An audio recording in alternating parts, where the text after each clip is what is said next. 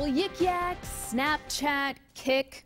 This might sound like a foreign language to you, but to your teenager, they probably know these terms very well. They are all very trendy social media apps that can be a lot of fun for a child, but also potentially dangerous. Now, our social media panel is here to get you a little bit more familiar with some of these that you need to know about. Megan O'Day is here. She's a freelance writer here in Chattanooga. And Chloe Morrison with Nooga.com. Thanks for being here. Now, this is a very touchy issue because parents are trying so hard to keep up with kids and their phones as it is. They think, I friended them on Facebook. Isn't that enough? And it really isn't. It isn't, and I feel bad for parents who are trying to keep up with this. Yeah. I feel like I'm kind of in tune, and I still am a little confused sometimes by all the new apps. Yeah, we had to do our own research on some of these because we didn't even know about them, but they are apparently some very popular ones. I want to start with the one that I think is kind of the worst, Yik Yak.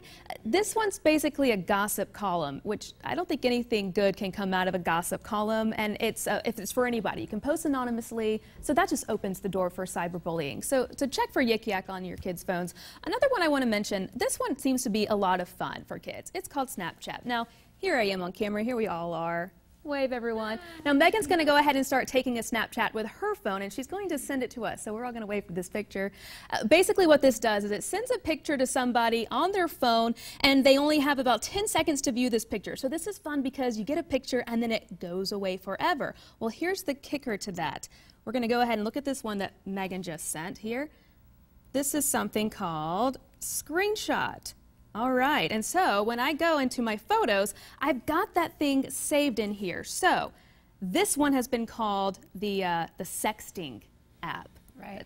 Talk a little about sexting and how this can be dangerous. Well, one of the really big consequences that, sexting obviously has a huge allure for teens who love the idea of getting to be provocative and, sort of assert their new sexual identity.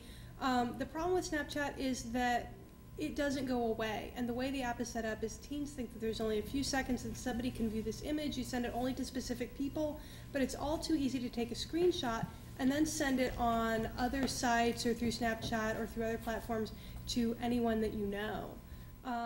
So that's had really upsetting consequences for teenagers like Daisy Coleman and Riea in Canada, both of whom were victims of sexual assault, and then found photos of their rapes throughout their high schools and were bullied really heavily. So kids don't really necessarily know that these can be saved, and that's really scary for them.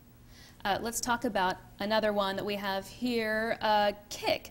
This one can be dangerous because it's basically like a big messenger for kids. And so what they can do is they can add lots of people. You can create your own username, and you can chat with anyone. Well, that's dangerous because do you really want your kid chatting and sharing pictures with anyone? I think that's a huge red flag. I think that the problem is that same with Snapchat. You don't really know who's going to save your information, who's going to look at your information.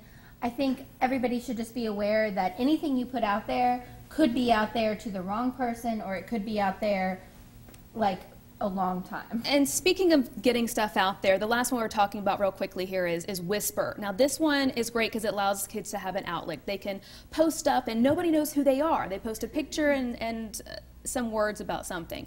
Well, what I can do is I can go to the nearby and I can see somebody that's within 1 mile of me. Here's somebody asking if somebody wants to meet up with them at the UTC to grab some food. Now, I know this person's within 1 mile of me. So if I post something, somebody's going to know if I'm within 1 mile of them. That seems a little creepy. And there was a case where a girl in California was raped because her rapist met her on Whisper. So you're putting a lot of information out there. It's just really important to be aware, no matter how provocative you want to be, that these things can last and that anything you put on the internet's forever. And parent experts say just talk to your kids about this, have a conversation with them about it, just try to be in the know and try to keep up with what is going on with your kids' cell phones. We'll be right back in just a minute.